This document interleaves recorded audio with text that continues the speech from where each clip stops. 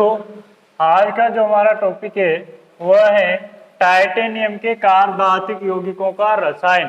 तो सबसे पहले तो किसे टाइटेनियम के कार्बधातुक यौगिक किसे कहेंगे, इसको देखें तो किसे कहेंगे, जब एल्किल समूह का कार्बन टाइटेनियम धातु से जुड़ा हुआ हो वह क्या कहलाएंगे, हमारे कार्ब टाइटेनियम। टाइटेनियम के कार्बधातुक यौगिक कहलाते हैं। ये हो गया हमारा कार्ब टाइटेनियम। नियम जब एल्किल समूह किससे जुड़ा हुआ हो, टाइटेनियम धातु से जुड़ा हुआ हो। एल्किल समूह का जो कार्बन है डायरेक्ट किससे, टाइटेनियम धातु से जुड़ा है, वो कहलाएंगे हमारे कार्ब टाइटेनियम यौगिक कहलाएंगे। जो कार्ब टाइटेनियम यौगिक होते हैं तो इस कार्ब टाइटेनियम यौगिकों जो निर्माण है वह जिगलर नाटा बहुलीकरण अभिक्रियाओं के द्वारा होता है। अब जिगलर नाटा बहुलीकरण अभिक्रिया के लिए हमें जिगलर नाटा जो उत्प्रेरक है उसके बारे में पता होना जरूरी है। क्या होता है जिगलर नाटा उत्प्रेरक, किसे कहते हैं जिगलर नाटा उत्प्रेरक, titanium tetrachloride plus try alkyl aluminium, ये क्या कहलाता है, हमारा जिगलर नाटा उत्प्रेरक कहलाता है। क्या बोलते हैं इसको, जिगलर नाटा उत्प्रेरक। तो जो कार्ब टाइटेनियम यौगिक के टाइटेनियम के कार्ब धातु यौगिक हैं उनका निर्माण जो जिगलर नाटा बहुलीकरण की क्रिया होती है उसी के द्वारा उनका निर्माण होता है। तो ये और जो जिगलर नाटा उत्प्रेरक है वो क्या होता है, titanium tetrachloride try alkyl aluminium, दोनों को हम क्या बोलते हैं, जिगलर नाटा उत्प्रेरक। तो अब पढ़ेंगे इसको, कार्ब टाइटेनियम यौगिकों को बनाने की विधियां। तो टॉपिक डालो बनाने की विधियां। बनाने की विधियां किसे, कार्ब टाइटेनियम यौगिकों। तो देखो पहली जो विधि है हमारी कार्ब टाइटेनियम यौगिक बनाने की वह है सक्रिय धातु से। सक्रिय धातु से। तो देखो सक्रिय धातु से जो कार्ब टाइटेनियम यौगिक का निर्माण किस प्रकार किया जाता है, तो इसमें जो टाइटेनियम टेट्राक्लोराइड होता है, टाइटेनियम टेट्राक्लोराइड, इसकी क्रिया हम क्या करवाते हैं, एल्किल लिथियम या फिर एथाइल सोडियम। एल्किल लिथियम में लिथियम सक्रिय धातु होगी, एथाइल सोडियम की बात करें तो सोडियम जो है सक्रिय धातु है। तो एथाइल सोडियम एल्किल लिथियम के साथ करवाई जाती है तो हमें क्या प्राप्त होते हैं, कार्ब टाइटेनियम यौगिक प्राप्त होते हैं। तो देखो यहाँ पे करके देखते हैं,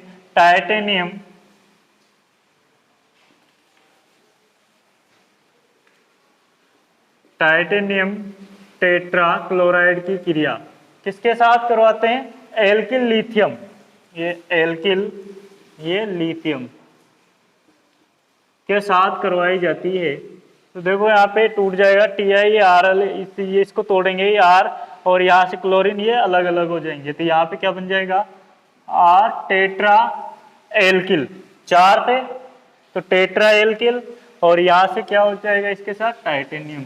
तो एल्किल समूह का कार्बन जब किससे जुड़ा हुआ हो, टाइटेनियम धातु से जुड़ा हुआ, क्या कहलाते हैं, हमारे कार्ब टाइटेनियम। तो देखो एल्किल समूह और एल्किल समूह से क्या जुड़ी हुई है, टाइटेनियम धातु। तो ये क्या हो गया हमारा कार्ब टाइटेनियम।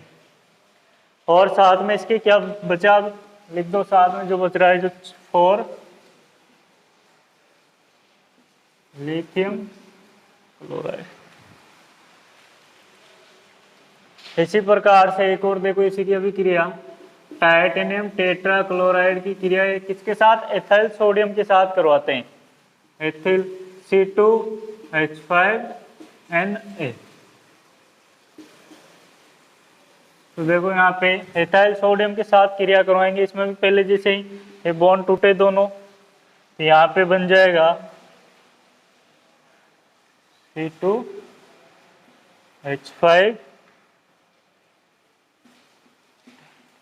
कितने थे, 4, तो 4 प्लस क्या है NaCl। कितने 4 4 NaCl।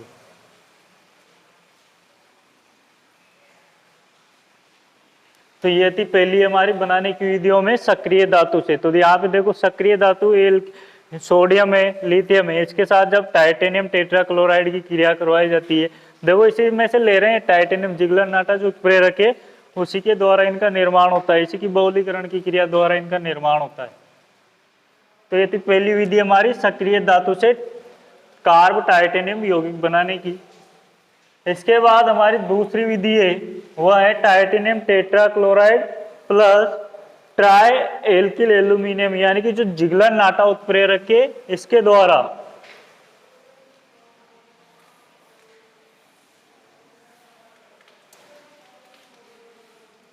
देखो दूसरी विधि इसकी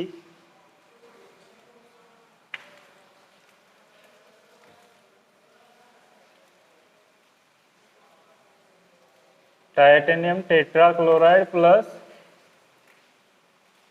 ट्राई एल्किल एल्यूमिनियम।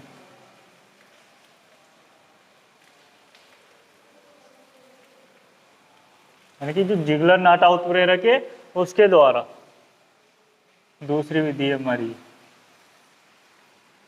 देखो यहाँ पे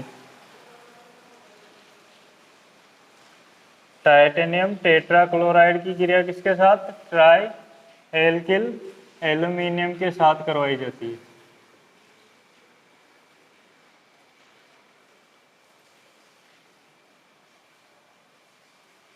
एल्किल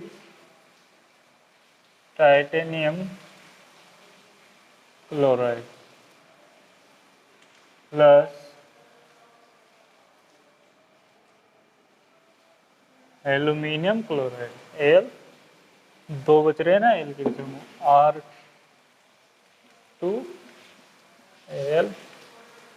Cl।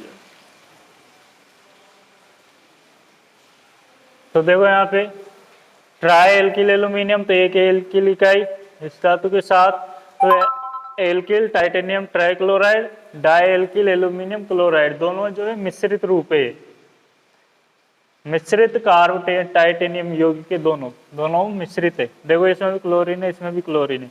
अगर यहाँ पे एल्किल समूह और क्या होता टाइटेनियम होता तो उसको बोलते हम शुद्ध, लेकिन दोनों में क्या है हेलोजन परमाणु, हेलोजन होने के कारण कौन सा रूप है इसका, मिश्रित रूप है। तो ये थी इसको बनाने की विधियां, दो ही विधियां, इसको सक्रिय धातु से और जो हमारा जिगलर नाटा उत्प्रेरक है उसके द्वारा। इसके बाद पढ़ेंगे हम टाइटेनियम, जो कार्ब टाइटेनियम है इसके रासायनिक गुण। एक बार इसका स्क्रीनशॉट ले लो दोनों का।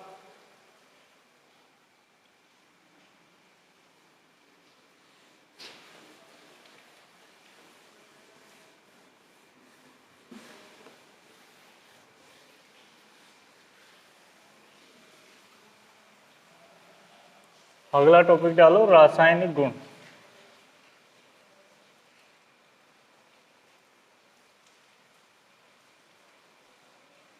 कार्ब टाइटेनियम यौगिकों के रासायनिक गुण।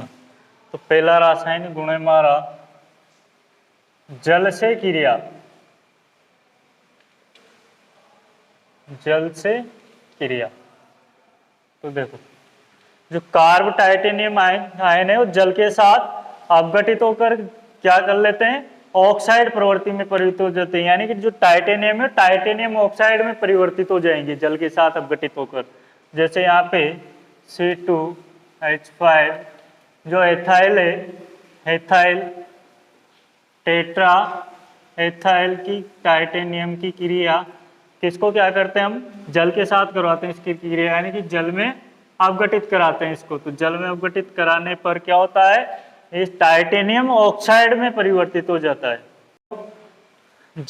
टाइटेनियम जो हमारा कार्ब टाइटेनियम यौगिक है, कार्ब टाइटेनियम की को हम क्या करते हैं जल में अपघटित करते हैं। तो जल अपघटित करने पर ये जो टाइटेनियम यौगिक है ये किस में परिवर्तित हो जाता है, टाइटेनियम ऑक्साइड में ये परिवर्तित हो जाता है, यानी कि ऑक्साइड में परिवर्तित हो जाते हैं। ऑक्साइड में परिवर्तित होने की इनमें क्या पाई जाती है, प्रवृत्ति पाई जाती है जल में अपघटित होकर। तो देखो यहाँ पे C2H5 कितने थे, 4 थे, यहाँ पे रह जाएंगे 2। टाइटेनियम और ये ऑक्सीजन है, और किसके साथ जुड़ जाएगा, यहाँ पे टाइटेनियम के साथ। ये हो गया हमारा carb titanium oxide plus C2 hydrogen 5 और 6 हो जाएंगे 6 2 2C2H6। तो पहला रासायनिक गुण है हमारा, जिसमें क्या होते हैं, जल अपघटित होकर किसमें परिवर्तित हो जाते हैं, ऑक्साइड में परिवर्तित हो जाते हैं ये। दूसरा है HCl से क्रिया, HCl से क्रिया। तो देखो यहाँ पे कार्ब टाइटेनियम यौगिक, ये ले लेते हैं वापिस, एथाइल C2H5 टाइटेनियम। तो यहाँ पे इसकी क्रिया किसके साथ करवाई जाती है, HCl के साथ, अम्ल के साथ, अम्ल के साथ क्रिया करवाई जाती है। तो ये मिश्रित प्रकार के कार्ब धातु यौगिक का निर्माण कर लेते हैं। तो देखो यहाँ पे C2H5 2 टाइटेनियम, और यहाँ से 2 क्लोरीन Cl2। ये क्या हो गया, देखो अगर ये होता ओनली यहाँ तक का तो ये तो हमारा शुद्ध था, लेकिन यहाँ पे क्या है हेलोजन, तो ये भी क्या हो गया मिश्रित प्रकार। तो ये जो कार्ब टाइटेनियम यौगिक के अम्ल से क्रिया करके मिश्रित प्रकार के कार्ब टाइटेनियम यौगिक का निर्माण कर लेते हैं। और साथ में क्या बचा हुआ 2C2H6। इसके बाद नंबर 3 है हमारा, जो तीसरा रासायनिक गुण है वो है इसका एथेनॉल से C2H5OH, एथेनॉल से क्रिया। तीसरा रासायनिक गुण हमारा एथेनॉल से क्रिया। तो देखो जो कार्ब टाइटेनियम यौगिक होते हैं एथेनॉल से क्रिया करने पर किसका एथोक्सी समूह द्वारा किसमें एल्किल समूह का प्रतिस्थापन कर देते हैं। यहाँ पे जो एथोक्सी समूह है हमारा, ये क्या करेगा, उससे जो जुड़ा हुआ कार्ब टाइटेनियम से एल्किल समूह जो जुड़ा हुआ है उसका क्या कर देता है, ये प्रतिस्थापन कर देता है एथोक्सी समूह एल्किल समूह का। तो यहाँ पे देखो टाइटेनियम और टाइटेनियम से क्या कौन से समूह जुड़े हैं, एल्किल समूह, ये C2H5 C2H5 C2H5 C2H5।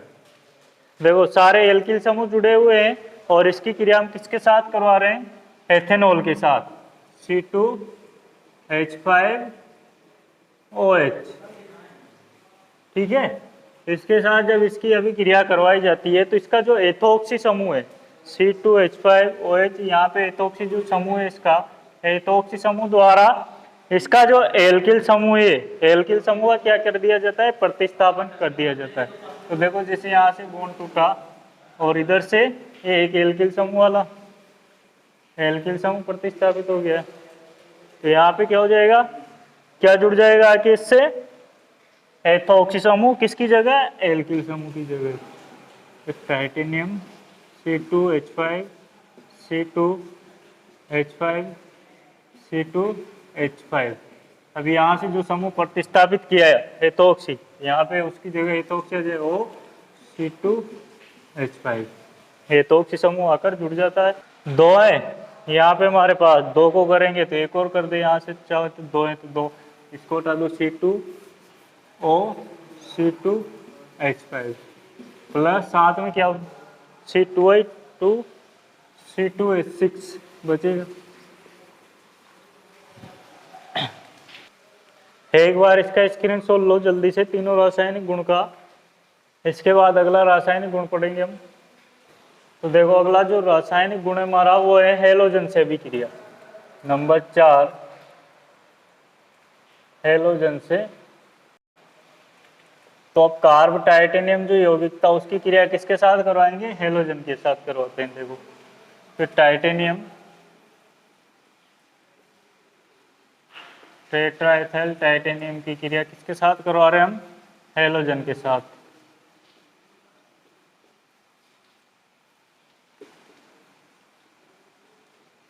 देखो यहाँ पे जो हेलोजन है, हेलोजन के द्वारा तो एल्किल समूह को क्या कर देते हैं, प्रतिस्थापित कर देते हैं। प्रतिस्थापित करके मिश्रित कार्बधातुक यौगिक का निर्माण कर लेते हैं। मिश्रित कार्बधातुक यौगिक का निर्माण कर लेंगे। तो देखो यहाँ पे हमारा ये कार्ब टाइटेनियम यौगिक, इसकी क्रिया किसके साथ करवा रहे हैं हम, हेलोजन के साथ करवा रहे हैं। यहाँ से हेलोजन समूह द्वारा इसके जो एल्किल समूह इसका प्रतिस्थापन कर दिया जाएगा। यहाँ पे देखो क्या बन जाएगा, मिश्रित कार्बधातुक टाइटेनियम यौगिक का निर्माण कर ले गए C2H5 C2H5 C2H5 और यहाँ क्या आ जाएगा Cl प्लस H5 और एक क्लोरीन था यहाँ पे, तो C2H5Cl एथिल क्लोराइड का निर्माण। इसके बाद अगली अभिक्रिया है हमारी ग्रिग्नार्ड अभिकर्मक से C6H5MgCl। ये क्या हो गया हमारा ग्रिग्नार्ड अभिकर्मक। कौन सा, फेनिल समूह। फेनिल समूह ले रहे हैं इसमें ग्रिग्नार्ड अभिकर्मक। यहाँ पे टाइटेनियम यौगिक ग्रिग्नार्ड अभिकर्मक के साथ जो फेनिल समूह होता है, ये फेनिल समूह जो है, फेनिल समूह वाले कार्बधातुक यौगिक का निर्माण कर लेंगे। तो देखो टाइटेनियम, हाँ टाइटेनियम मिश्रित प्रकार का C2H5 C2H5 C2H5 हेलोजन समूह और इधर से ये फेनिल समूह। तो हमारा जो टाइटेनियम का फेनिल समूह वाला कार्ब टाइटेनियम यौगिक बन जाएगा यहाँ पे C2H5 C2H5 C2H5 और देखो ये कौन सा समूह आगे जुड़ गया यहाँ पे, फेनिल समूह C6H5 प्लस यहाँ पे अब MgCl2 MgCl और ये Cl दोनों आके इससे जुड़ गए। तो ये थे हमारे इसके रासायनिक गुण। अब पढ़ेंगे कार्ब टाइटेनियम यौगिकों की संरचना।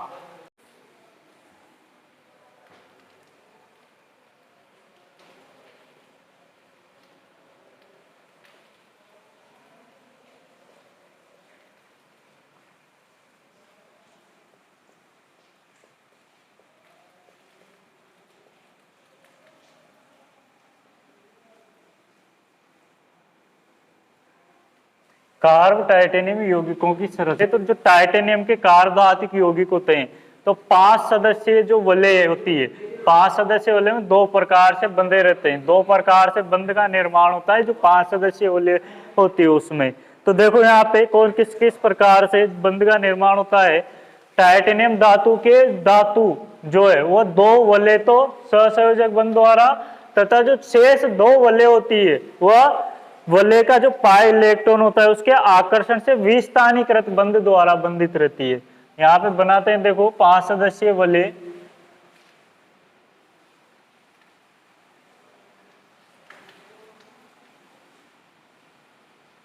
देखो 5 सदस्यीय वलय बनाते हैं इसकी पूरी।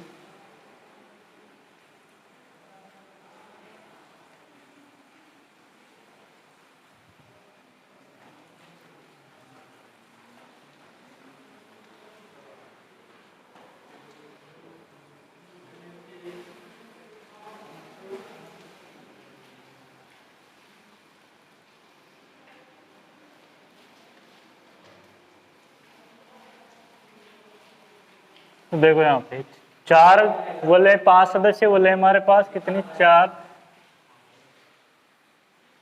और इनमें के मध्य में क्या उपस्थित है, टाइटेनियम धातु। ये टाइटेनियम धातु, तो यहाँ पे जो 2 प्रकार टाइटेनियम धातु होती है वो 2 वलयों के से, तो जो टाइटेनियम धातु है ये 2 वलय, ये दोनों वलय, ठीक है 2 वलय ले ली। इन 2 वलय से तो किसके द्वारा जुड़ी रहती है, सहसंयोजक बंध के द्वारा जुड़ी रहती है। और जो शेष 2 वलय हैं, शेष 2 वलय से जो पाई इलेक्ट्रॉन, ये पाई इलेक्ट्रॉन के आकर्षण से विस्थानीकृत बंध द्वारा, ये अलग अलग दर्शा देते हैं, इसको यहाँ से ले रहे हैं, पाई इलेक्ट्रॉन के विस्थानीकृत बंध द्वारा। और इधर वाले जो दोनों है वो कौन से, सहसंयोजक बंध द्वारा जुड़ी रहती है। तो ये पहली संरचना होगी हमारी इसकी। पहली संरचना को कार्ब टाइटेनियम की, जिसमें दो वलय से तो कार्ब टाइटेनियम, जो टाइटेनियम धातु है 2 वलय से तो सहसंयोजक, ये देखो इधर तो सहसंयोजक बंध द्वारा, सहसंयोजक। और जो इधर है ये पाई इलेक्ट्रॉन के आकर्षण जो है, आकर्षण के वे स्थानीकृत बंध द्वारा, कृत बंध द्वारा जुड़ी है, द्वारा। दो से तो पाई इलेक्ट्रॉन आकर्षण का विस्थानीकृत बंध द्वारा, दो से सहसंयोजक बंध के द्वारा ही जुड़ी हुई रहती है।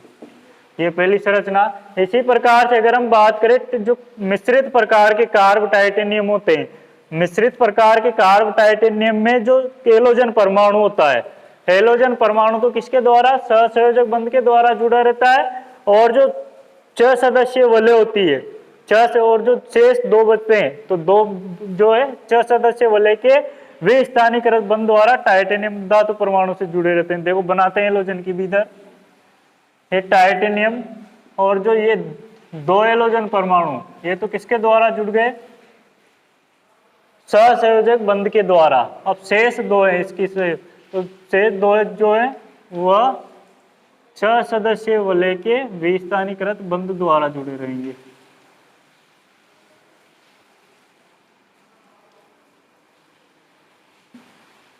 ये विस्थानीकृत बंध द्वारा और ये भी विस्थानीकृत बंध द्वारा। फिर 2 प्रकार की संरचना होती है जिसमें ये एक तो सहसंयोजक बंध से जुड़े रहते हैं और एक विस्थानीकृत। इसमें भी दोनों हेलोजन किससे जुड़े हुए हैं, सहसंयोजक से, सहसंयोजक से, और इधर के विस्थानीकृत, विस्थानीकृत बंध द्वारा। ठीक है, तो ये थे हमारे कार्ब धात्विक यौगिक, कार्ब टाइटेनियम क्या जो रसायन था वो पूरा हुआ हमारा। अब हम अगला जो है टॉपिक हमारा वो है धातु कार्बोनिल यौगिकों के बारे में। तो धातु कार्बोनिल यौगिक, अगला टॉपिक है हमारा धातु कार्बोनिल यौगिक। धातु कार्ब धात्विक यौगिक थे हमारे, वो पूरे हो गए। अब है हमारा धातु कार्बोनिल यौगिक।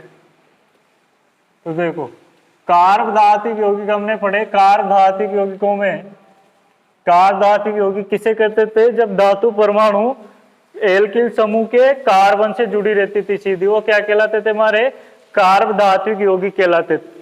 अब यहाँ पे बात करते हैं धातु कार्बोनिल यौगिक की, तो किसे कहेंगे, वे यौगिक जिनमें जो धातु होती है, धातु कार्बोनिल समूह के कार्बन से जुड़ी हुई रहे। जैसे यहाँ पे कोई भी धातु ले लेते हैं, जैसे निकल, निकल धातु है और ये निकल धातु कार्बोनिल समूह जो है हमारा, कार्बोनिल समूह इसके कार्बन से जुड़ी रहेगी, तो ये क्या कहलाएंगे, हमारे धातु कार्बोनिल यौगिक कहलाएंगे। धातु कार्बन जिनमें जो धातु है, जो धातु होती है ये किससे जुड़ी रहती रही है, धातु कार्बोनिल समूह के कार्बन से, धातु कार्बोनिल यौगिक, यौगिक कहलाते हैं। ठीक है, तो यहाँ पे धातु कार्बोनिल यौगिक की उदाहरण देखे, जैसे निकल, अरे कार्बोनिल है, कोबाल्ट मत समझना कोई भी, निकल एक कार्बोनिल से धातु निकल है, किससे जुड़ी हुई है, कार्बोनिल समूह के कार्बन से। इसी प्रकार से एक और लिखो, आयरन पेंटा कार्बोनिल, आयरन पेंटा कार्बोनिल, क्रोमियम, क्रोमियम हो जाएगा। ऐसे जो भी धातु है वो कार्बोनिल समूह के कार्बन से जुड़ी रहेगी, वो क्या कहलाएंगे हमारे, कार्बोनिल समूह, धातु कार्बोनिल यौगिक। तो उतारो ये एक बार उदाहरण। और जो धातु कार्बोनिल यौगिक होते हैं इनमें क्या होते हैं, अयुग्मित जो इलेक्ट्रॉन है, अयुग्मित इलेक्ट्रॉन अनुपस्थित रहते हैं।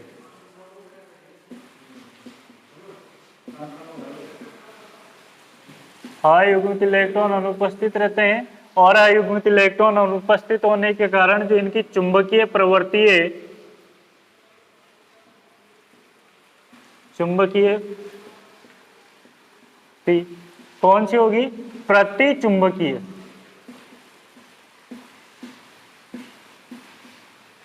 प्रति चुंबकीय, और इनका जो धातु का जो ऑक्सीकरण अंक होगा, ऑक्सीकरण अंक भी क्या होगा, अगर अयुग्मित इलेक्ट्रॉन कितने 0 तो ऑक्सीकरण अंक क्या हो जाएगा 0 0।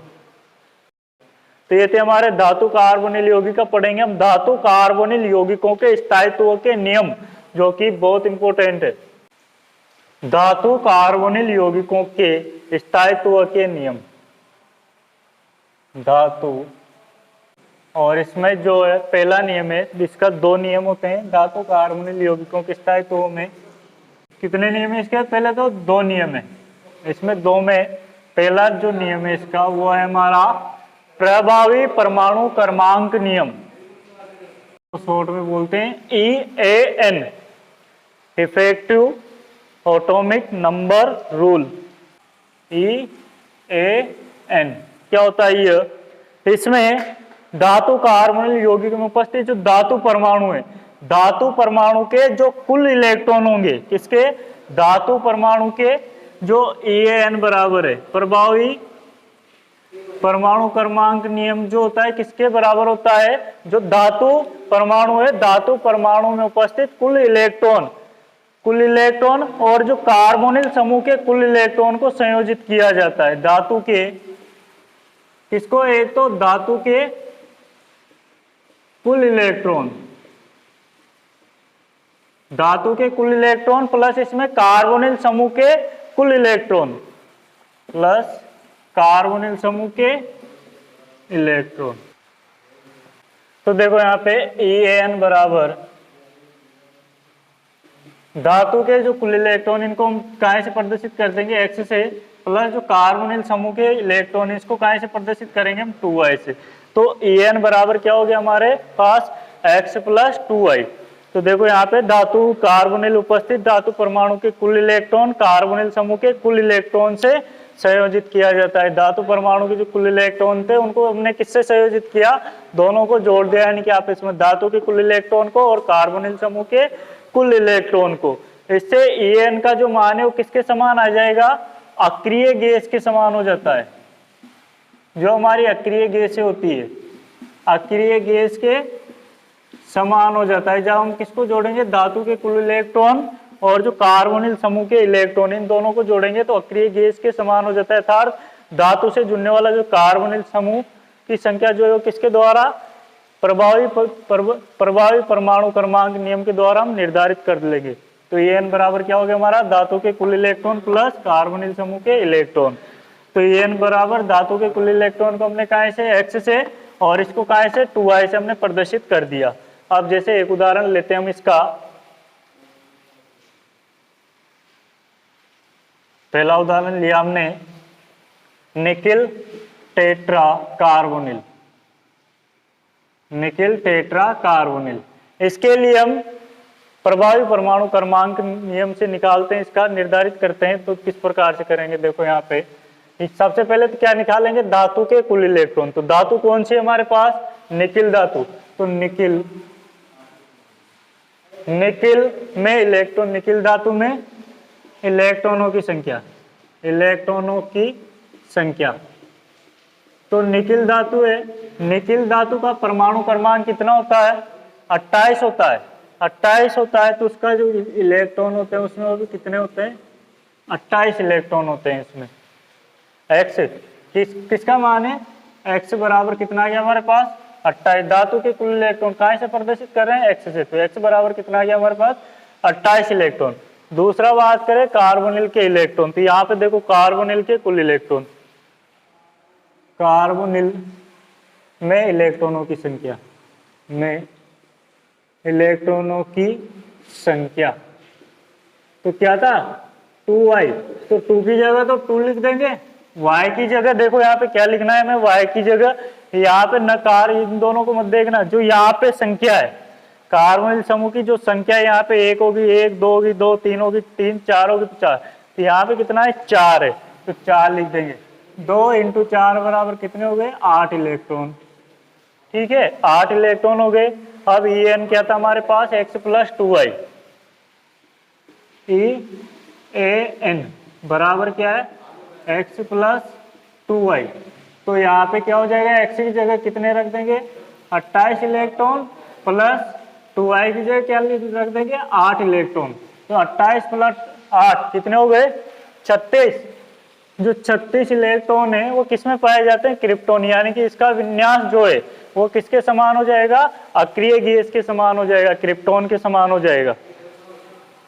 बराबर किसके बराबर हो गया, क्रिप्टोन के। अक्रिय गैस होती है क्रिप्टोन।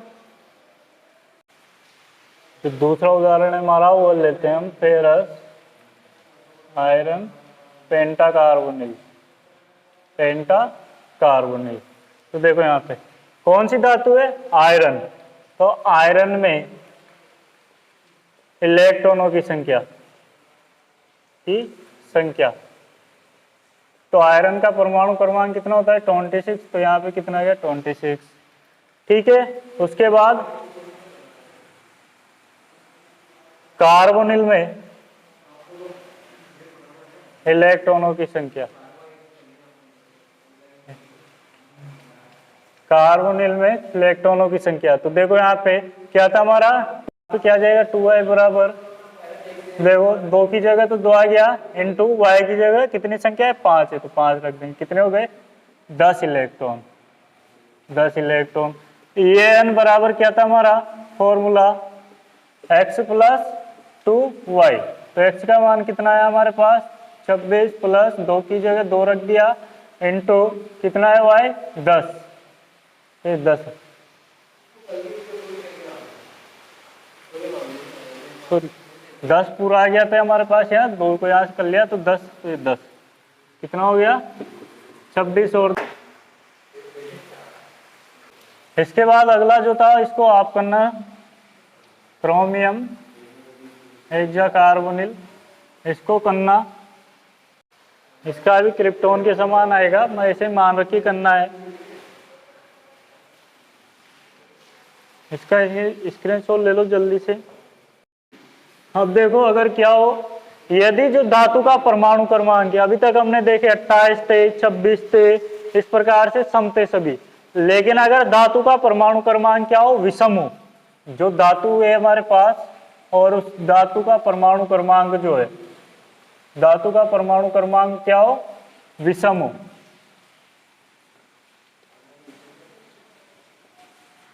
क्रमांक विषम हो अगर, तो बनने वाला जो धातु कार्बोनिल यौगिक होता है उसकी जो प्रकृति होती है वो कौन सी हो जाती है, बहुनाभिकीय प्रकृति का हो जाता है। कौन सी प्रकृति हो जाती है, बहुनाभिकीय प्रकृति। बहुनाभिकीय प्रकृति का हो जाता है, अर्थात इसमें जो धातु के बंधन के कारण अतिरिक्त एक इलेक्ट्रॉन की क्या हो जाती है, इसमें वृद्धि हो जाती है, एक अतिरिक्त इलेक्ट्रॉन बढ़ जाता है। तो देखो जो बहुनाभिकीय होगा उसमें धातु धातु बंध बनेगा, और धातु धातु बंध बनेगा तो वहां पे जो एक इलेक्ट्रॉन है, दोनों के बीच एक नया बंध बन रहा है, तो दोनों धातुओं के बीच एक इलेक्ट्रॉन क्या हो जाएगी, वृद्धि हो जाएगी। तो वृद्धि होती है, जैसे हम यहाँ पे एक उदाहरण देखते हैं, मैग्नीज डाई मैग्नीज, 2 मैग्नीज अब, और यहाँ पे एक कार्बोनिल हो गया हमारा CO10। ठीक है, यहाँ पे मैग्नीज में सबसे पहले वही निकालेंगे जैसे उसमें निकाल रहे थे, मैग्नीज में इलेक्ट्रॉनों की संख्या। मैग्नीज का परमाणु क्रमांक कितना होता है 25, यानी कि विषम में कितना हो जाएगा 25। तो कितने हो गए यहाँ पे 25 इलेक्ट्रॉन। ठीक है, इसके बाद जो कार्बोनिल है, कार्बोनिल में इलेक्ट्रॉनों की संख्या, ठीक, जो संख्या है 10 लिख दिया हमने। अब यहाँ पे क्या करेंगे, बट्टे 2 करेंगे इसको। तो देखो 2 से 2 कट गया तो कितने बचे हमारे पास 10 इलेक्ट्रॉन। जब कब करेंगे ऐसा, जब हमारे पास यहाँ पे विषम परमाणु क्रमांक होगा तभी ऐसा करेंगे। यहाँ पे देखो कितने बचे 10 इलेक्ट्रॉन। अब यहाँ पे देखो कितने मैग्नीज, 2 धातु है तो मैग्नीज मैग्नीज मैग्नीज मैग्नीज। अगर सिंगल होती तो कोई लिख ही देते ऐसे, लेकिन यहाँ पे देखो कितने 2, तो यहाँ पे मैग्नीज मैग्नीज बंध के कारण अतिरिक्त इलेक्ट्रॉन, बंध के कारण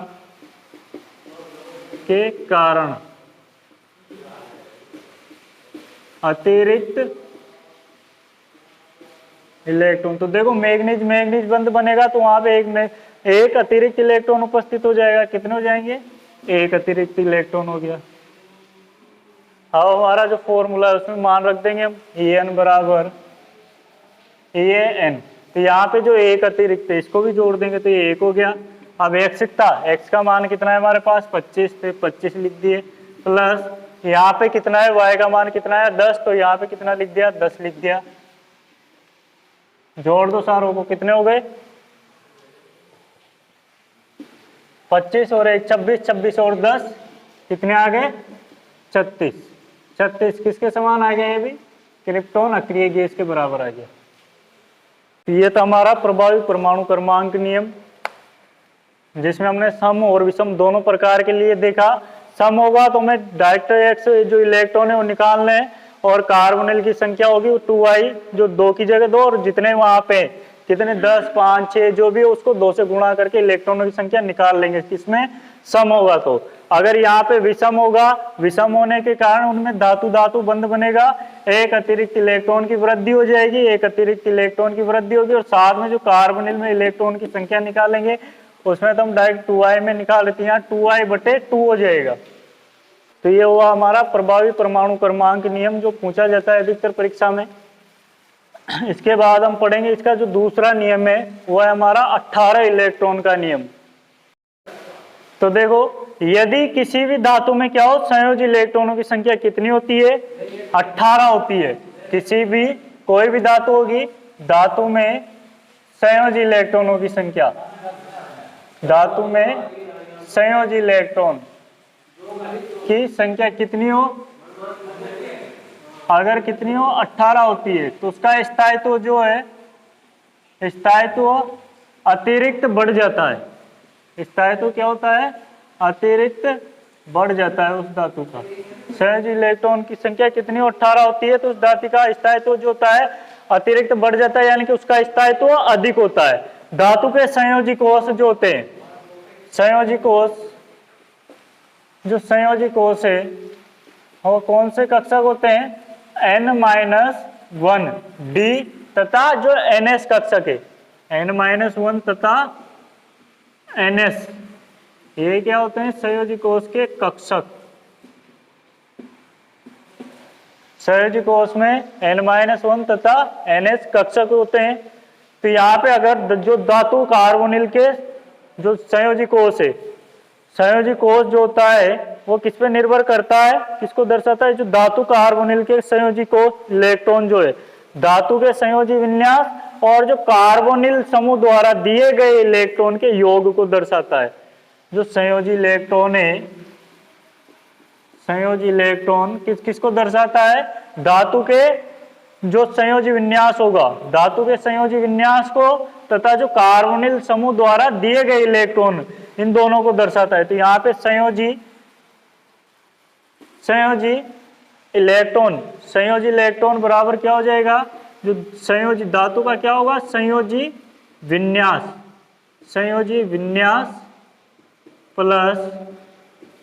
प्लस क्या हो जाएगा धातु कार्बोनिल द्वारा दिए गए इलेक्ट्रॉन, क्या हो जाएगा कार्बोनिल द्वारा दिए गए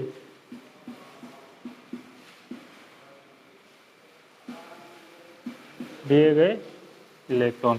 जो संयोजी विन्यास इलेक्ट्रॉन है किसको दर्शा रहे हैं धातु के संयोजी विन्यास प्लस कार्बोनिल द्वारा दिए गए इलेक्ट्रॉन को, ठीक है। और जो संयोजी कोष में कक्षक है वो n-1d तथा ns कक्षक होते हैं।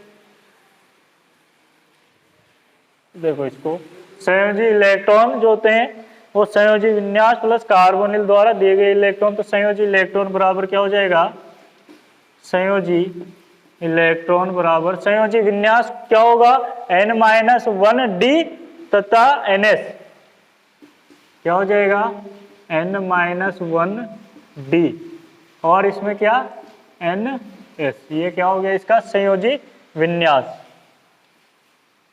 इलेक्ट्रॉन प्लस कार्बोनिल द्वारा दिए गए इलेक्ट्रॉन, कार्बोनिल से किसको दर्शा रहे थे हम 2i से, तो यहाँ भी किससे 2i से दर्शा देंगे। ये हो गया इसका फॉर्मूला हमारे पास। अब किसी भी धातु या कार्बोनिल यौगिक है उसके लिए हम निकाल सकते हैं।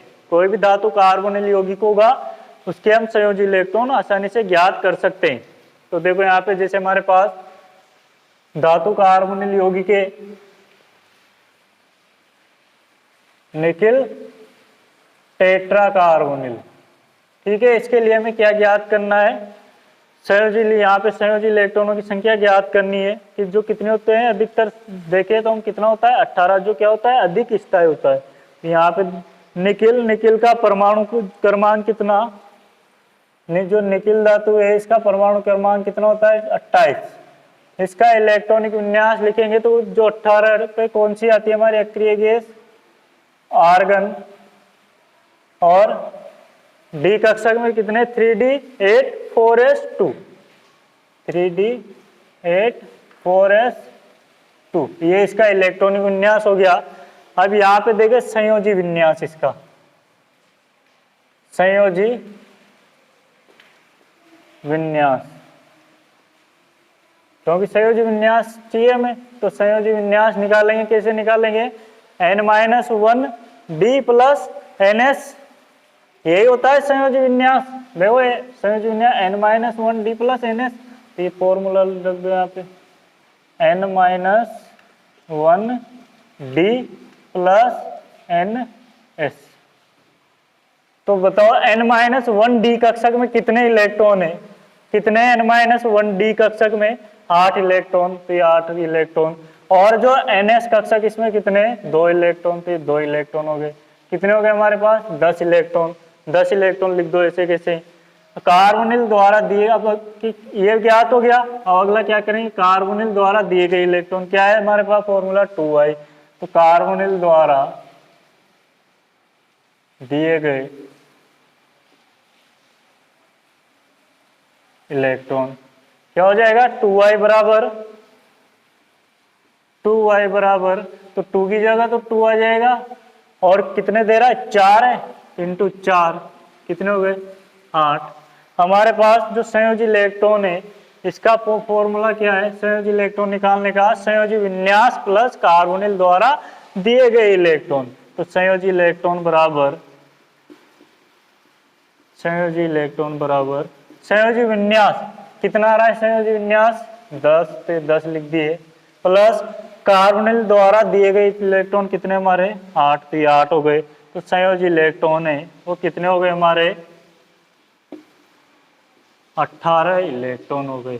और संयोजी कोष में जो किसी धातु के संयोजी कोष में जो इलेक्ट्रॉनों की संख्या होती है वो कितनी होती है 18 होती है, जिससे उसका स्थायित्व क्या होता है अधिक होता है। अगर नहीं आया तो दोबारा देखो इसको एक बार फिर से समझना सारा किस प्रकार से निकालते हैं इसको। तो देखो यहाँ पे हमारे पास जो संयोजी इलेक्ट्रॉन निकालने का फॉर्मूला है वो क्या है, संयोजी विन्यास प्लस धातु कार्बोनिल द्वारा दिए गए इलेक्ट्रॉन। संयोजी विन्यास जो होता है, संयोजी विन्यास होता है हमारा n-1 d प्लस ns, ये क्या होता है संयोजी विन्यास होता है हमारा, ठीक है। कार्बोनिल समूह ये होता है हमारा 2y, ठीक है। तो यहाँ पे देखो हमारे पास उदाहरण लिया मैं निकल टेट्रा कार्बोनिल का, तो यहाँ पे निकल का परमाणु क्रमांक कितना 28, तो इसका इलेक्ट्रॉनिक विन्यास लिखेंगे तो ऑर्गन 3d8 4s2, ये हो गया हमारा कौन सा संयोजी विन्यास n-1 d कक्षक, और ये कौन सा ns कक्षक, ये हो गया हमारा कौन सा संयोजी विन्यास। तो संयोजी विन्यास बराबर क्या है हमारा n-1 d प्लस ns, ये फॉर्मूला। तो n-1 d कक्षक में देखो यहाँ पे कितने इलेक्ट्रॉन है, ये n-1 d कक्षक हो गया कितने 8, तो ये 8 इलेक्ट्रॉन हो गए। और यहाँ पे 4 है ns कक्षक है, इसमें कितने 2, तो ये 2 इलेक्ट्रॉन। ये था हमारा n-1 d प्लस 4s, तो 8 की जगह ये 8 इलेक्ट्रॉन थे और ये 2 इलेक्ट्रॉन, दोनों को जोड़ दिए कितने हो गए 10 इलेक्ट्रॉन।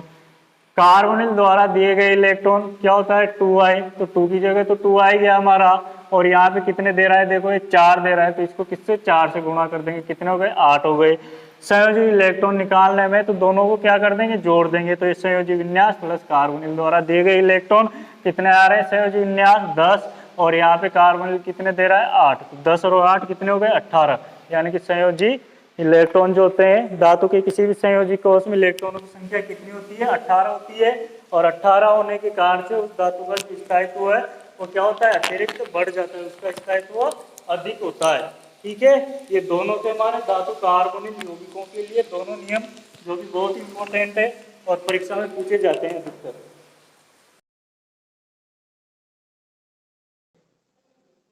आज हम पढ़ेंगे इम्यूनोलॉजी के बारे में, प्रतिरक्षा जो अपना सेकंड पेपर है। इम्यूनोलॉजी के अंतर्गत हम करते हैं अध्ययन प्रतिरक्षा का।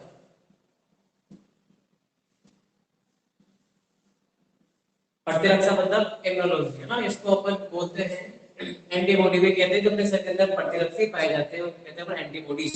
ठीक है, जो रोगाणु से रक्षा करते हैं उनको कहा जाता है एंटीबॉडीज, और जो शरीर में रोग उत्पन्न करते हैं उनको कहा जाता है एंटीजन। ठीक है, एंटीजन, इनको हिंदी में कहते हैं प्रतिजन। जो शरीर से इन एंटीजन से रक्षा करता है उनको कहा जाता है एंटीबॉडी।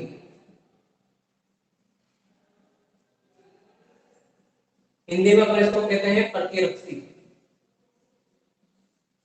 ठीक है, जो शरीर में रोग उत्पन्न करेगा उसको कहा जाएगा एंटीजन, और जो उन रोगाणुओं से अपनी शरीर की रक्षा करता है उसको कहा जाता है एंटीबॉडीज, यानी कि प्रतिरक्षी। और इन सब का अध्ययन जो कहलाता है वो कहलाता है प्रतिरक्षा विज्ञान, यानी कि इम्यूनोलॉजी। ठीक है, जैसे हम बीमार पड़ते हैं, बीमार पड़ने के कारण अपने शरीर के अंदर जो प्रतिरक्षा होती है वो उस रोगाणु के प्रति विशिष्ट होती है। विशिष्ट मतलब जैसे कि अगर जुकाम हो तो जुकाम शरीर के अंदर प्रवेश करेगा, उसको नष्ट करने के लिए जुकाम के लिए ही एंटीबॉडी शरीर में उत्पन्न होगी। ये सारा अध्ययन कहलाता है इम्यूनोलॉजी प्रतिरक्षा। अपना जो मेन टॉपिक है वो पढ़ेंगे अपन मोनोक्लोनल प्रतिरक्षी का निर्माण, जो अभी ये इसके बारे में पढ़ेंगे अपन। लेकिन इससे पहले थोड़ी सामान्य जानकारी लेते हैं अपन कि प्रतिरक्षा होती क्या है, शरीर के अंदर एंटीजेंस क्या होते हैं, एंटीबॉडी किससे मिलकर बनी होती है, और शरीर के अंदर कैसे अपना सुरक्षा करते हैं, बचाव करते हैं, रोगाणुओं से लड़ने का ये कार्य करते हैं। जो एंटीजन होते हैं, जो प्रतिजन इनको कहा जाता है हिंदी में, इनका जो आणविक भार होता है वो लगभग 8000 डाल्टन होता है। ठीक है, प्रतिजन का जो आणविक भार होता है वो कितना होता है? 8000 डाल्टन होता है। अगर इससे कम है तो प्रतिजन नहीं कहलाता। प्रतिजन भी प्रोटीन के बने होते हैं और प्रतिरक्षी भी प्रोटीन के ही बने होते हैं। ठीक है, लेकिन प्रतिजन का आणविक भार कितना होता है? 8000 डाल्टन, इससे अधिक होता है, इससे कम नहीं होता है। ये प्रतिजन क्या करते हैं, जैसे शरीर के अंदर प्रवेश करेंगे तो इनके प्रवेश करने के बाद ही एंटीबॉडीज का निर्माण होगा। अगर शरीर के अंदर प्रवेश नहीं करेंगे तो एंटीबॉडीज का निर्माण शरीर के अंदर नहीं होता है। अब बात करते हैं एंटीबॉडीज क्या है ना। जैसे मान लो अपने शरीर के अंदर हमने पहले भी पढ़ा था डब्ल्यूबीसी के बारे में। रक्त के अंदर डब्ल्यूबीसी पाई जाती है, व्हाइट ब्लड सेल्स इनको कहा जाता है। ठीक है, और साइंस की भाषा में हम इनको कहते हैं ल्यूकोसाइट। ठीक है, और इनकी अधिकता से शरीर में ल्यूकेमिया या ब्लड कैंसर नामक रोग होता है। अब ब्लड के अंदर जो डब्ल्यूबीसी है, इस डब्ल्यूबीसी के अंदर हमने पढ़ा था बी लिम्फोसाइट कोशिकाएं।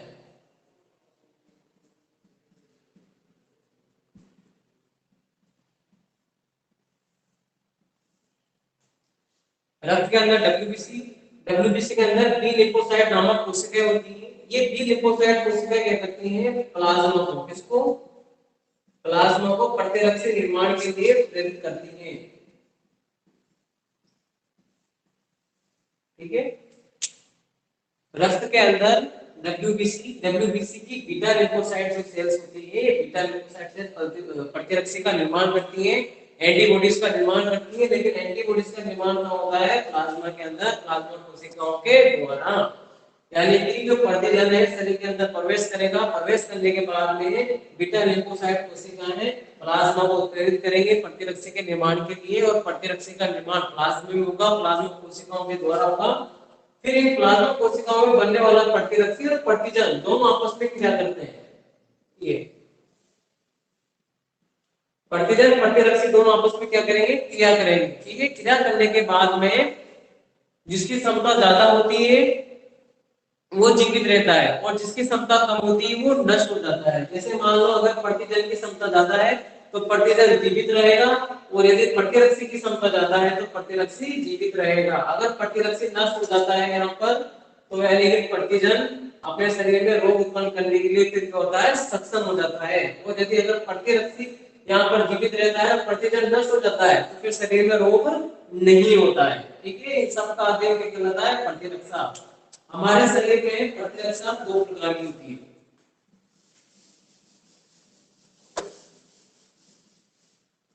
शरीर में प्रतिरक्षा दो प्रकार की होती है।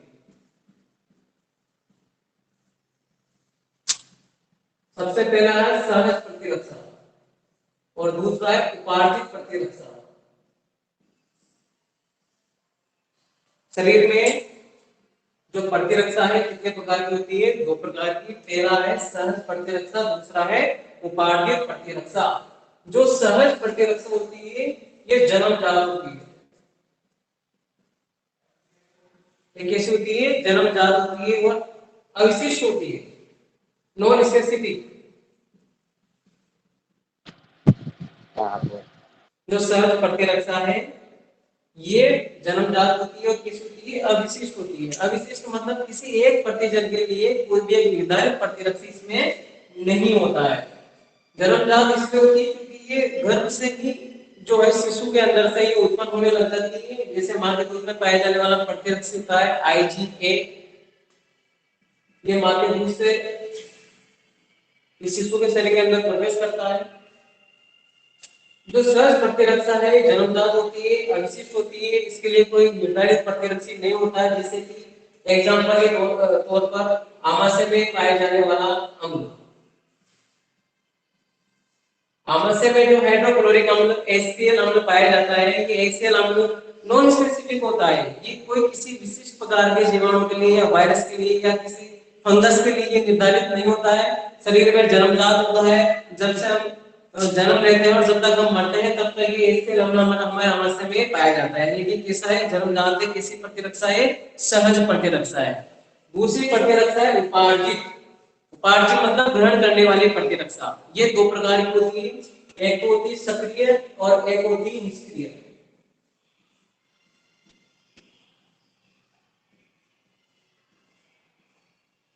प्रतिरक्षा के दो प्रकार, सहज प्रतिरक्षा, उपार्जित प्रतिरक्षा। सहज प्रतिरक्षा जन्मजात होती है, उपार्जित प्रतिरक्षा अजन्मजात होती है। सहज जो प्रतिरक्षा होती है किस होती है, अविशिष्ट होती है, जबकि उपार्जित प्रतिरक्षा किस होती है, विशिष्ट होती है। उपार्जित प्रतिरक्षा कितने प्रकार के होते हैं, दो प्रकार की होती है, सक्रिय और निष्क्रिय। सक्रिय प्रतिरक्षा का अर्थ होता है कि एक बार एक्टिव होने के बाद ये जीवाणु को ऑटोमेटिक नष्ट करने लग जाती है। अगर किसी एंटीजन का शरीर में प्रवेश होता है तो खुद हमारा शरीर ही एंटीबॉडी का निर्माण करने लग जाता है और एंटीजन को नष्ट करने लग जाता है। इस प्रकार की प्रतिरक्षा को हम बोलेंगे सक्रिय प्रतिरक्षा। ऐसी प्रतिरक्षा जो शरीर में स्वतः ही उत्पन्न होती है और किसी एंटीजन को नष्ट करने का कार्य करती है, उसे कहा जाता है सक्रिय प्रतिरक्षा। दूसरी प्रतिरक्षा है निष्क्रिय प्रतिरक्षा। ऐसी प्रतिरक्षा जो शरीर में स्वतः उत्पन्न नहीं होती है, इसे बाहर से लेने की आवश्यकता होती है, उसको कहा जाता है निष्क्रिय प्रतिरक्षा। जैसे कि टीके, इसके अंदर क्या आता है, जैसे कि टीके, दवाई गोलियां जो अपन बाहर से लेते हैं, जैसे कि पेट दर्द हो रहा है तो पेट दर्द होने के लिए पहले तो शरीर के जो एंटीजन्स हैं या आपस में शरीर के जो एंटीबॉडीज हैं वो जो पेट दर्द हुआ जिसके कारण हुआ वो एंटीजन को नष्ट करने का कार्य करेंगे। अगर मान लो उसमें प्रतिरक्षी जीवित नहीं रहता है रहता है, उसके बाद फिर हमको बाहर से दवाई गोली लेने की जरूरत पड़ती है। जब हम बाहर से दवाई गोली लेते हैं, टीके लेते हैं, उसको कहा जाता है निष्क्रिय प्रतिरक्षा। ठीक है, ये बात होगी प्रतिरक्षा की। प्रतिरक्षा कितने प्रकार के होते हैं, इससे पहले हमने बात करी एंटीजन क्या होता है, इससे पहले हमने बात करी एंटीबॉडीज क्या होती है। एक बार और रिपीट करते हैं। एंटीजन वो होते हैं जो हमारे शरीर में रोग उत्पन्न करते हैं, जिनका जो आणविक भार है वो 8000 डाल्टन से अधिक होता है और ये प्रोटीन के बने होते हैं। ठीक है, जो एंटीबॉडीज होती है कि इन एंटीजन के प्रति हमारे शरीर में प्रतिरक्षा करने का कार्य करती है, अर्थात एंटीजन को नष्ट करने का कार्य करती है। एंटीजन कुछ भी हो सकते हैं, जैसे कि कोई जीवाणु हो सकता है, कोई वायरस हो सकता है, कोई या किसी प्रकार का फंगस हो सकता है। ठीक है, और जो एंटीबॉडीज है, ये एंटीबॉडीज शरीर के अंदर एंटीजन को नष्ट करने का कार्य करेंगे। विशेषता ये होती है कि ये दोनों जहां पर क्रिया करते हैं वो होता है प्लाज्मा। प्लाज्मा के अंदर सीएमआई बनाते हैं। क्या बनाते हैं? सीएमआई, कोशिका माध्यम, मीडियम। ठीक है, यहाँ पर इन दोनों की लड़ाई होती है और इसमें जो विजय होता है वही शरीर में कार्य करता है। अगर प्रतिजन विजय होगा तो प्रतिजन शरीर में कार्य करेगा, और हम जानते हैं कि प्रतिजन शरीर के अंदर क्या कार्य करता है? रोग उत्पन्न करने का कार्य करता है। ठीक है, एक चीज और हम यहाँ पर बात करेंगे,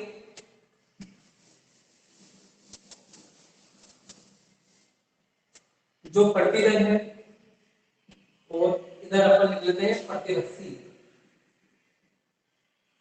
एक जो सामान्य प्रतिरक्षी है, सामान्य प्रतिरक्षी की जो संरचना होती है वाई शेप होती है। कैसी होती है? वाई शेप, ऐसे करके।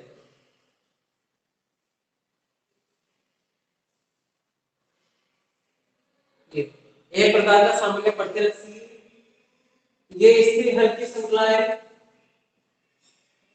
ये इसकी भारी श्रृंखला है, ये इसका हिंदी क्षेत्र है।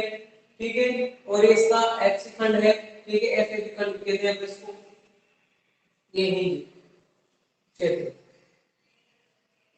यहाँ पर डाइसल्फाइड बंध पाए जाते हैं।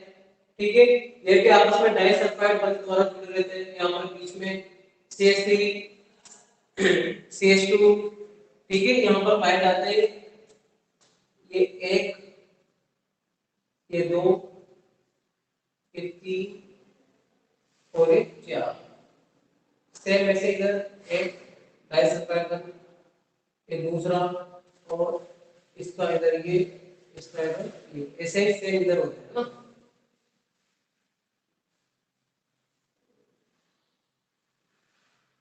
ये अपन एक सामान्य सा प्रतिरक्षी बना है। यहाँ पर COOH समूह जुड़ा होता है, कार्बोक्सिलिक समूह में इसको कहते हैं। ऊपर एमिनो समूह होता है, NH2 समूह। ठीक है, ये हल्की श्रृंखला, ये भारी श्रृंखला, ये इसका द्विलक कहलाता है ना। ये प्रतिरक्षी का क्या है? द्विलक है, जो एक एक श्रृंखलाओं से मिलकर बना होता है। एक हल्की श्रृंखला और एक भारी श्रृंखला। इसमें देखो क्या होता है, ये हल्की श्रृंखला इधर भी हो सकती है और ये इधर भी हो सकती है, मतलब राउंडेड होती रहती है। दूसरी बात, इसमें ये जो ऊपर का भाग है जहां पर एमिनो समूह होता है, यहाँ पर जो एमिनो समूह होता है, ये वाला भाग ऊपर का जो भाग आपको दिख रहा है, ये वाला भाग किससे क्रिया करता है? प्रतिरक्षी का ये भाग प्रतिजन से क्रिया करता है। किससे क्रिया करता है? प्रतिजन से।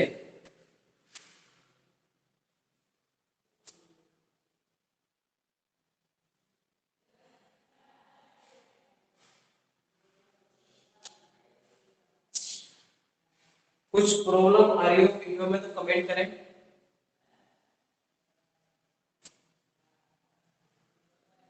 प्रतिरक्षी का यह भाग किससे क्रिया करता है? प्रतिजन से क्रिया करता है। ठीक है, और इसी तरह से प्रतिजन का जो संपूर्ण भाग है वो भी प्रतिरक्षी से क्रिया नहीं करता है, कुछ ही भाग क्रिया करता है। मतलब पूरा के पूरा प्रतिजन प्रतिरक्षी से क्रिया नहीं करेगा और पूरा के पूरा प्रतिरक्षी प्रतिजन से क्रिया नहीं करेगा, केवल इनके कुछ ही भाग आपस में क्रिया करते हैं।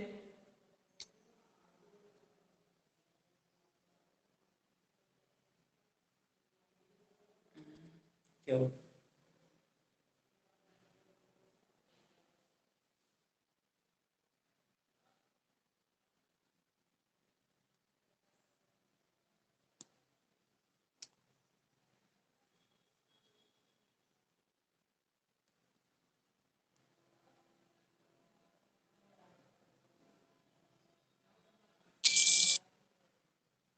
हेलो,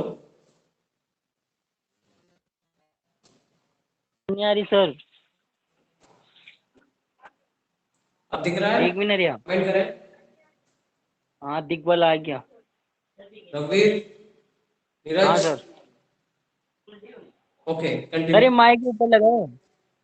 सर माइक को जो ऊपर लगा लो। प्रतिजन होता है, प्रतिरक्षी जो क्रिया करता है, संपूर्ण प्रतिजन संपूर्ण प्रतिरक्षी से क्रिया नहीं करता है। प्रतिजन का कुछ ही भाग प्रतिरक्षी से क्रिया करता है तथा प्रतिरक्षी का कुछ ही भाग प्रतिजन से क्रिया करता है। ठीक है, प्रतिजन का वह भाग जो प्रतिरक्षी से क्रिया करता है उसको अपन कहते हैं एपिटोप। उसको क्या कहा जाता है?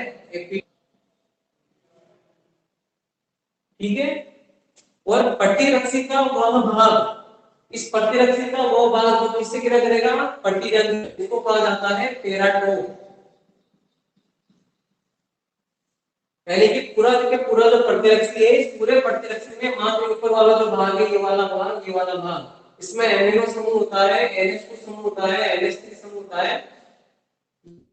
भाग ही केवल किससे क्रिया करता है, प्रतिजन से क्रिया करता है, और इसी भाग को हम कहते हैं टोप। ठीक है, प्रतिरक्षी का वह भाग जो प्रतिजन से क्रिया करता है पेराटोप कहलाता है, तथा प्रतिजन का वह भाग जो प्रतिरक्षी से क्रिया करता है एपिटोप कहलाता है। ठीक है, यानी प्रतिजन आपस में क्रिया नहीं करते हैं, इनके कुछ ही भाग आपस में क्रिया करते हैं। प्रतिजन के उस भाग को हम कहते हैं एपिटोप, और प्रतिरक्षी के उस भाग को हम कहते हैं पेराटोप। ये आज हमने पढ़ा प्रतिरक्षी के बारे में, प्रतिरक्षा कितने प्रकार की होती है, प्रतिरक्षी की संरचना कैसी होती है, प्रतिजन प्रतिरक्षी आपस में कैसे क्रिया करते हैं। ठीक है, अब हम बात करते हैं, अपना जो मेन टॉपिक है वो है मोनोक्लोनल प्रतिरक्षी। ये इंपॉर्टेंट क्वेश्चन है और इस साल एग्जाम में आ सकता है। ठीक है, इसके बारे में पढ़ेंगे अपन। मोनोक्लोनल प्रतिरक्षी,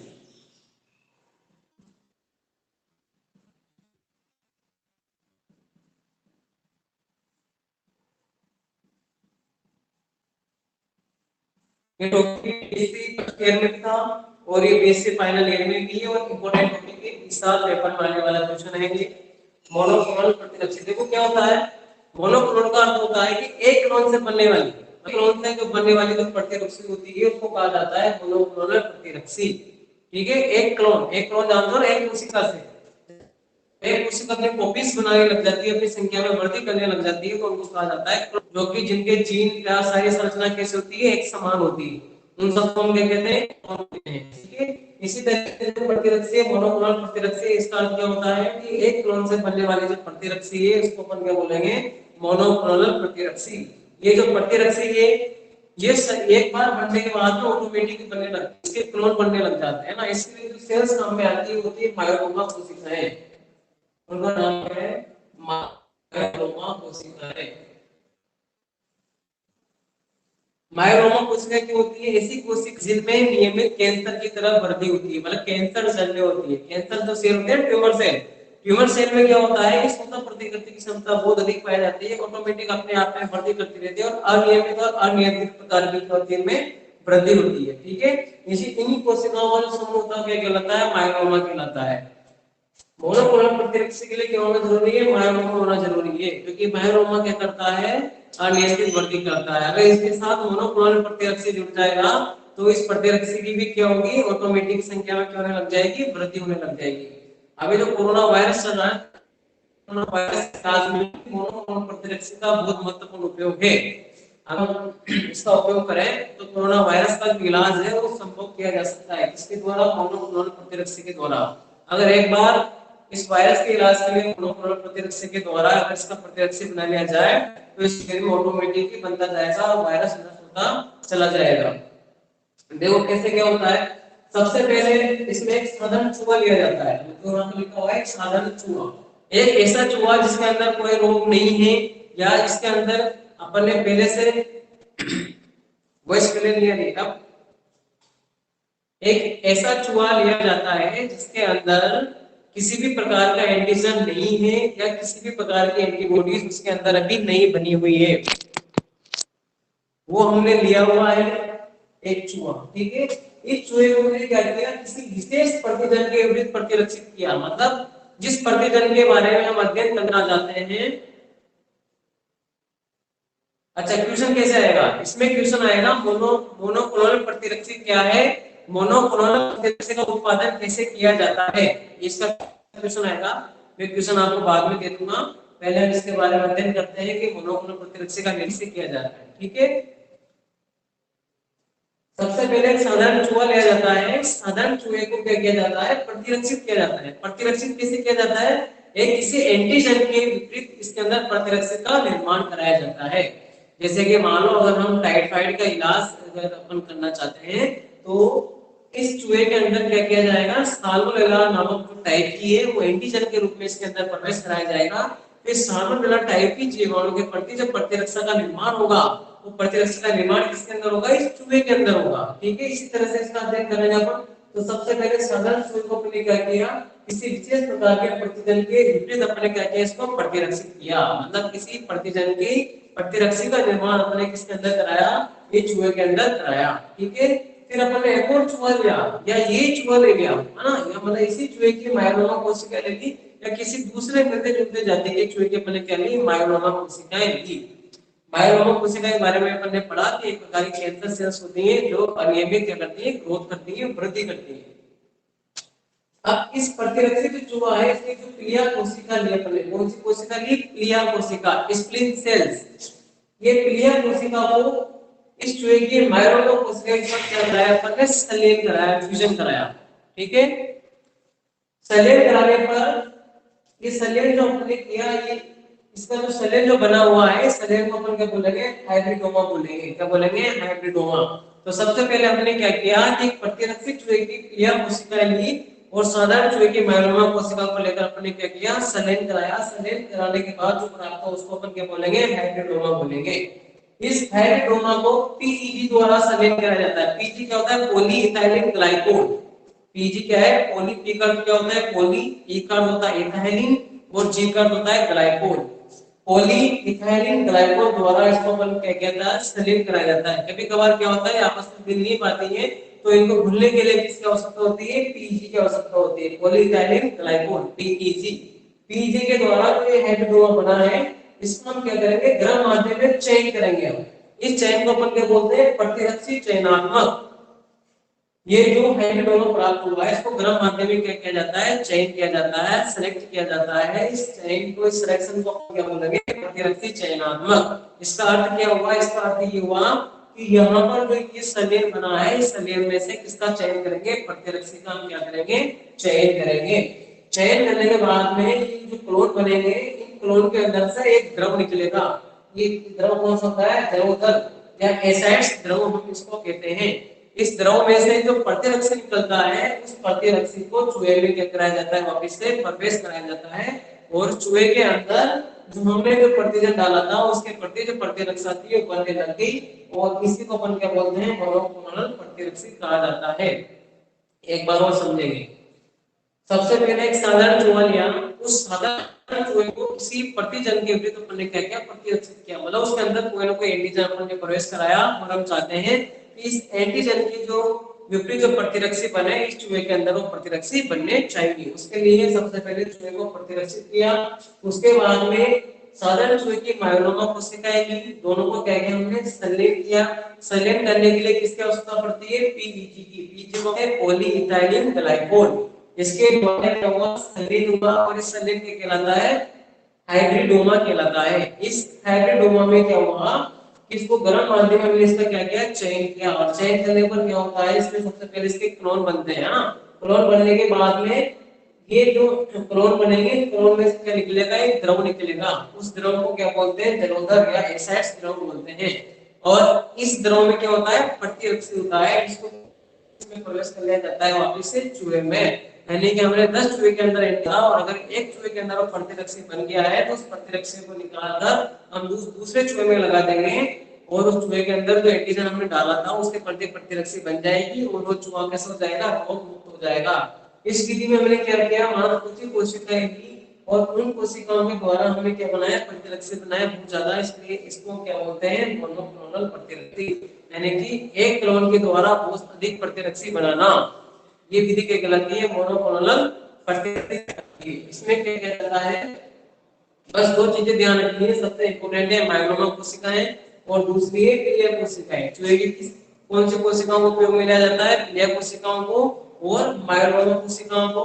जो माइलोमा कोशिकाएं होती है कौन सी होती है, कैंसर जन्य सेल्स होती है, मतलब जिनमें क्या होती है, अनियमित ग्रोथ या वृद्धि होती है। तो आज हमने पढ़ा मोनोक्लोनल प्रतिरक्षी का उत्पादन कैसे किया जाता है, मोनोक्लोनल प्रतिरक्षी क्या होता है और प्रतिरक्षी किसे कहते हैं, प्रतिरक्षी की प्रतिरक्षा के प्रकार कितने होते हैं, प्रतिरक्षी की संरचना कैसे होती है और एंटीजन और एंटीबॉडी क्या होते हैं। अगर कुछ पूछना है तो कमेंट करें।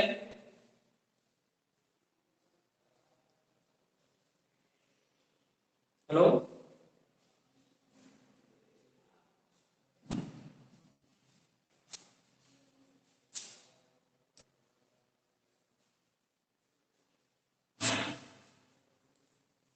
चलो ठीक है, नेक्स्ट वीडियो के साथ फिर मिलते हैं। सर ये जलोदर क्या था?